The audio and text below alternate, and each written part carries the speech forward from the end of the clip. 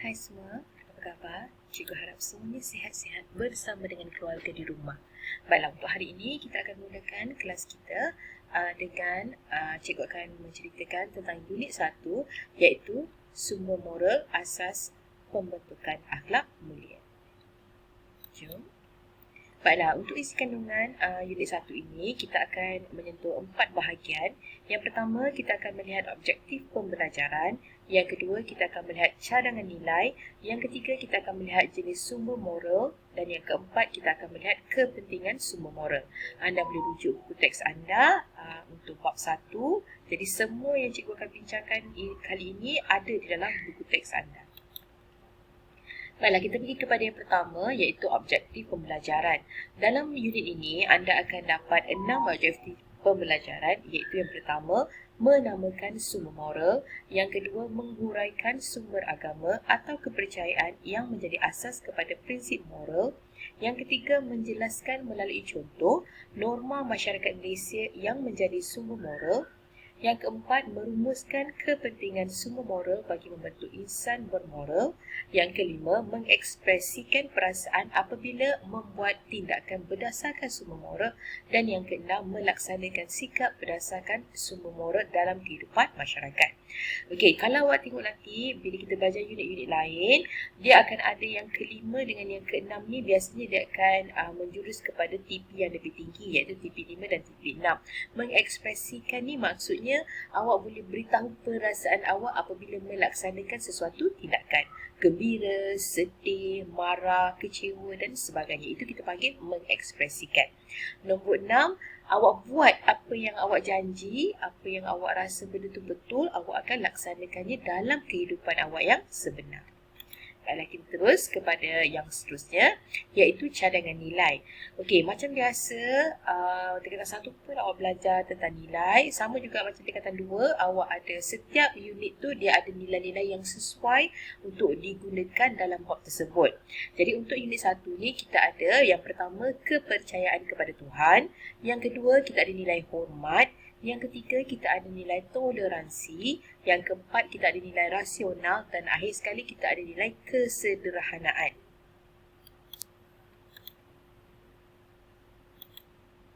Baiklah, apa itu sumber moral? Okey, sumber moral adalah bahan rujukan yang menjadi panduan dalam pembentukan kepribadian seseorang individu. Ianya menerangkan asas nilai-nilai murni yang perlu dipupuk, dihayati dan dipraktikkan dalam kehidupan manusia. Bila cikgu tanya sesuatu kepada awak, awak sebenarnya boleh bagi tahu cikgu sama ada benda yang dilaksanakan tu, tindakan yang dilaksanakan tu, adakah benda tu betul ataupun salah. Contohnya macam cikgu tanya awak, okey, merokok betul ke salah? Semua orang akan jawab salah. Mencuri betul ke salah? Salah. Jadi awak tahu benda tu betul ataupun salah. Tapi macam mana? Siapa yang beritahu awak benda tu betul ataupun salah? Jadi bahan-bahan rujukan yang memberitahu kita satu benda tindakan kita tu betul ataupun salah, kita panggil dia sumber moral. Kita panggil dia sumber moral. Dia menjadi rujukan. Kita kena ikut dia, kita kena menggunakan dia sebagai panduan, barulah kita dapat bezakan sesuatu tindakan yang kita buat tu sama ada dia betul ataupun salah. So, sumber moral ni ada 4. Yang pertama adalah agama. Yang paling penting sekali. Sebab tu nilai yang pertama tadi adalah kepercayaan kepada Tuhan. Yang kedua, nilai kepercayaan. Yang ketiga, kita ada norma masyarakat. Dan yang keempat, kita ada rukun negara. Okey, kita akan tengok satu-satu. Okey, jadi yang pertama, agama. Okey, semua agama dalam dunia ini, okey, bukan agama yang awak tahu Islam, Buddha, Hindu, Kristian, bukan itu saja, tapi semua agama dalam dunia, semua agama dan kepercayaan menuntut penganutnya berbuat baik kepada semua makhluk di dunia ini. Okey, sama ada buat baik kepada manusia, kita buat baik kepada binatang, berbuat baik pada tumbuh-tumbuhan. Okey, jadi semua agama menyuruh kita buat baik. Tak ada agama yang suruh kita buat benda yang tak baik. Okey, jadi kalau kita buat sesuatu yang tak baik, itu bukan agama yang suruh, tapi diri sendiri. Okey, jadi setiap agama dan kepercayaan mempunyai sumber rujukan. Macam awak dekat dalam kelas, macam mana awak nak cari jawapan? Macam mana awak nak rujuk jawapan betul ataupun salah? Macam mana awak nak cari nak penyelesaian? Kita rujuk buku teks. Sama juga macam dalam agama. Setiap agama tu dia ada sumber rujukan dia. Okay, cara nak cari jawapan, dekat mana nak cari jawapan. Okay, ini adalah contoh-contoh ya. Contohnya dalam Islam kami akan menggunakan Al-Quran. Untuk Kristian, agama Kristian dia akan gunakan Holy Bible. Untuk Buddha dia akan gunakan Tripitaka. Untuk agama Sikh digunakan Sri Guru Granth Sahib, dan untuk agama Hindu dia akan guna Bhagavad Gita. So ada banyak lagi yang lain. Ini beberapa contoh yang kita cikgu dapat jumpa. Jadi setiap agama ni dalam kita punya buku-buku ni, kitab-kitab kita panggil kitab ni, dalam dia ada semua panduan, semua jawapan kepada soalan-soalan kita. Apa yang betul, apa yang salah. So yang pertama adalah agama. Semua agama suruh kita buat yang baik. Yang kedua, ada orang dia tak ada agama tapi dia ada kepercayaan. Contohnya macam orang asli, dia ada kepercayaan nenek moyang. So selain agama, kepercayaan turut membentuk manusia percaya dan yakin terhadap benarnya sesuatu perkara. Okay. Jadi contoh-contoh kepercayaan yang kita ada adalah Confucius daripada Lu Yun, Taoisme daripada Tao Te Ching, kepercayaan orang asli, kepercayaan pribumi Sabah dan Sarawak. Okay, ini beberapa contoh ya. Sebenarnya kalau dalam agama tadi dia ada sumber rujukan, dalam kepercayaan pun dia ada sumber rujukan. Okay. Seterusnya nombor 3 adalah norma masyarakat. Norma itu datangnya daripada perkataan normal. Okay. Jadi apa itu norma masyarakat? Norma masyarakat itu adalah peraturan, undang-undang, pantang larang dan adat resam masyarakat. Okey, benda norma masyarakat ni adalah benda yang normal di mata manusia, yang dah jadi budaya dan semua orang ikut. Okey, contoh peraturan ataupun undang-undang. Kalau kita buat salah, kita akan kena denda. Contohnya macam peraturan dekat peraturan jalan raya, kalau lampu merah, langgar lampu merah ada dia punya denda. Kalau kita langgar kereta orang, ada dia punya undang-undang. Kalau mencuri, ada undang-undang dia. Jadi itu semua kita panggil norma masyarakat. Semua orang boleh terima. Tak ada orang, macam contohnya kalau awak langgar lampu merah, polis tangkap awak tak boleh kata, saya tak tahu pun benda tu salah. Sedangkan semua orang tahu benda tu adalah salah. So itu kita panggil norma masyarakat. So buat salah didenda, contohnya peraturan jalan raya. Dekat tempat awam nak buat macam mana, kesalahan dadah, mencuri dan sebagainya. So ini adalah peraturan ataupun undang. Kita ada juga pantang larang ataupun adat resam. Okay. Pantang larang ataupun adat resam ni biasanya diwarisi sejak zaman nenek moyang. Nenek kita cakap dengan mak kita. Siapa cakap pada nenek? Nenek kepada nenek, kepada nenek, kepada nenek. Maksudnya orang tua-tua tu dah ajar. Jadi sama macam nanti nenek kita ajar mak kita, mak kita akan ajar kita. So itu kita panggil pantang larang ataupun adat resam. Biasanya diwarisi sejak zaman nenek moyang, maksudnya daripada lama-lama. Okey, contohnya macam ni cikgu jumpa beberapa daripada orang Melayu. Macam kalau kami orang Melayu, kami tak boleh potong kuku waktu malam. Nanti dia kata siapa yang potong kuku waktu malam ni cepat mati. Benda ni tak betul, tapi ia merupakan satu kepercayaan orang tua-tua dulu. Okey, pantang larang orang tua-tua. Sebenarnya dia tak nak kita potong kuku malam-malam sebab apa? Nanti kita tak nampak potong kuku tu terpotong jari, terpotong kulit. Jadi sebab tu dia kata jangan potong kuku malam-malam. Nombor 2, jangan mengintai orang mandi, nanti mata ketumbit. Ketumbit ni, cuba awak Google apa ketumbit. Ketumbit ni ada satu jangkitan dekat mata. Dia macam ada jerawat dekat mata tu yang sakit buat mata awak bengkak. Nombor 3, kepercayaan lain, jangan menyanyi dekat dapur, nanti kahwin dengan orang tua. So perempuan-perempuan yang suka menyanyi-nyanyi kat dapur tu, kalau dulu nenek-nenek saya, opa saya tak bagi, dia kata nanti kahwin dengan orang tua. Sebenarnya kenapa dia tak bagi kita nyanyi kat dapur? Nanti kita nyanyi seronok sangat, nasi hangus, ikan hangus, so ada sebabnya. Okay. Contoh yang lain kita ada adat naik buayan, cukur jambul bayi. So baby yang baru lahir tu kita ada upacara cukur jambul bayi. So ni untuk orang Melayu.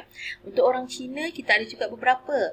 Contohnya yang pertama, jangan menyapu sampah pada pagi tahun baru Cina, nanti hilang sepatutnya bukan hilang bad luck, hilang good luck. Kan pagi-pagi orang Cina dia tak akan sapu sampah. Sebab apa? Dia nak ong masuk dalam rumah. Jadi kalau dia sapu maksudnya dia buang dia punya ong. Okay. Nombor 2, jangan cucuk chopstick tegak-tegak macam ni. Macam dalam gambar ni dicucuk tegak, tak boleh. Macam tu ya. Kemudian nombor 3, jangan tulis nama guna pen merah. Nanti cepat mati. Okay. Yang keempat, jangan pakai baju hitam semasa sambutan tahun baru. Baju hitam ni biasanya kalau orang Cina dia pakai masa ada kematian. Jadi cuba awak bayangkan masa dia tengah happy-happy nak sambut Chinese New Year, orang datang rumah dia pakai baju warna hitam. So tak boleh macam tu ya. Kita kena tahu ada sambut orang lain. Nombor 5, bagi hadiah jangan bungkus dengan kertas putih. Nanti menyebabkan orang tu akan dapat kemiskinan.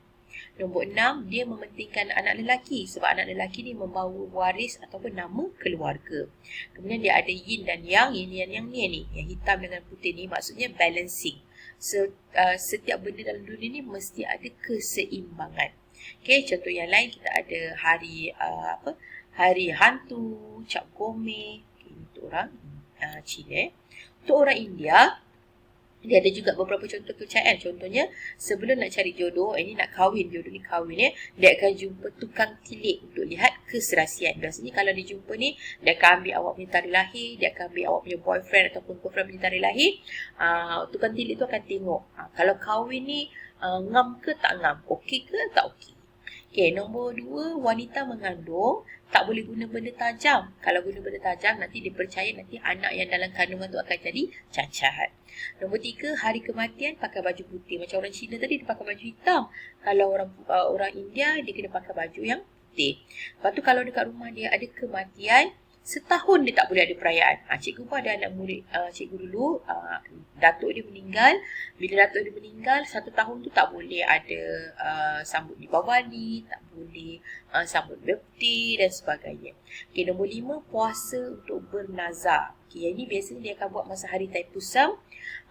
Macam contohnya, dia nak, kalau saya dapat 9 ASPM, saya akan puasa. Contohnya itu adalah puasa untuk bernazar. Upacara bernazar ni biasanya masa Taipusam dekat sini. Dekat Batu Cave. Okay. Nombor 7, kenderaan baru beli mesti disembayangkan dulu supaya untuk elakkan kemalangan. Kemudian dia ada juga kepercayaan kasta rendah dan juga kasta tinggi. Begini untuk orang asli. Orang asli dia ada kepercayaan semangat baik dan jahat.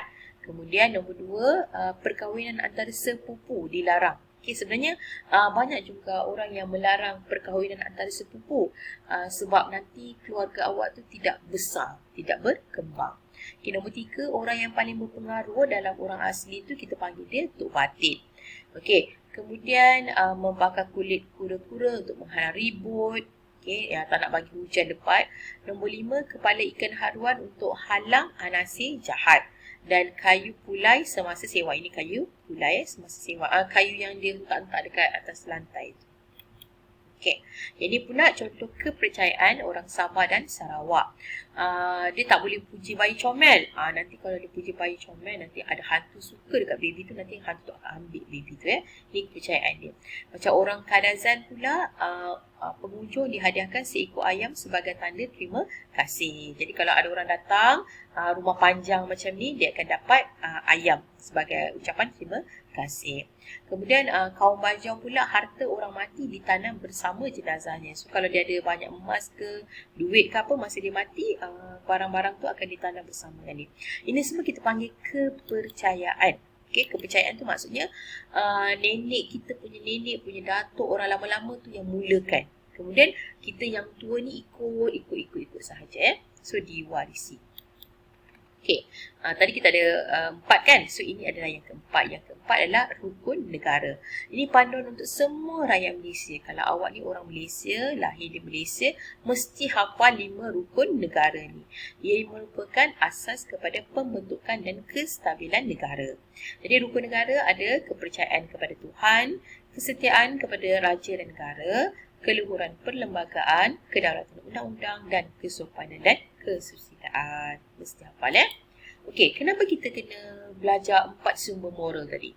Agama, kepercayaan, norma masyarakat, rukun negara. Okey, kenapa kita kena belajar benda tu? Kita panggil dia kepentingan.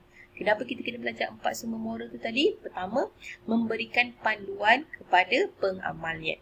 Okey, jadi kalau awak ada tak tahu nak buat apa, dalam satu situasi tu tak nak buat apa, jadi awak boleh gunakan 4 benda tu. Awak boleh gunakan agama awak, boleh gunakan kepercayaan awak, boleh gunakan norma masyarakat ataupun rukun negara untuk menyelesaikan sesuatu masalah. Okey, nombor 2, menyedarkan tanggungjawab individu kepada keluarga, masyarakat dan juga negara. Yang ketiga, menerapkan nilai-nilai murni dalam pembentukan akhlak mulia. Keempat, melahirkan rakyat yang berkepribadian tinggi. Dan yang kelima, memupuk perpaduan dan keharmonian negara. Sebenarnya semua moral tu 4 tu ya. Agama, kepercayaan, norma masyarakat dan juga rukun negara tu sebenarnya nak ajar awak apa yang betul, apa yang salah, apa yang baik, apa yang buruk, apa yang baik, apa yang jahat. Dia nak bagi awak guide, nak pandu awak untuk melakukan perkara yang baik dan jangan buat perkara yang tidak baik. Okay. So, untuk hari ini, unit 1 itu sahaja. So, kita dah belajar semua moral. Semua moral tadi ada berapa? Ingat tak? Kita tengok balik. Mana semua moral kita? Okay. Semua moral kita tadi ada 4. Yang pertama, agama. Yang kedua, kepercayaan. Yang ketiga, norma masyarakat. Dan yang keempat, rukun negara. So, agama ni kita ada beberapa tadi. Islam, Kristian, Hindu, Buddha. Setiap agama tu dia ada kitab dia yang sendiri. Yang bagi kita tunjuk ajar. Kalau orang tu tak ada agama, bukan maksudnya dia boleh buat apa-apa benda. Dia ada kepercayaan. Okay, ada orang ada agama. Ada orang dia ada kepercayaan. Tapi dua-dua ni menyuruh kita buat benda yang baik. Nombor 3 pula kita ada norma masyarakat. Benda yang dianggap normal, yang diwarisi sejak datuk nenek kita dulu. Okey, biasanya petua ataupun pantang larang. Dan yang terakhir sekali, rukun negara ada 5. Semua rakyat Malaysia mesti ingat rukun negara. So, kita dah habis unit 1. Okey, itu saja untuk video kali ini. Kita akan jumpa lagi dalam unit yang seterusnya. Bye. Terima kasih.